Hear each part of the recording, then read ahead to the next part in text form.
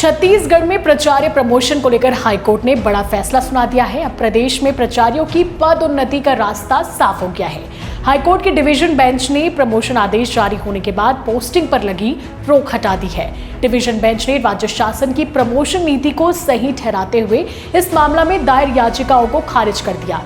बता दें कि करीब 15 दिन पहले जस्टिस रजनी दुबे की डिवीजन बेंच ने सुनवाई के बाद फैसला सुरक्षित रख लिया था, जिस पर मंगलवार को आदेश जारी किया गया है। दरअसल प्राचार्य पदोन्नति फोरम के साथ ही प्रमोशन को लेकर हाईकोर्ट में अलग अलग याचिकाएं दायर की गई थी।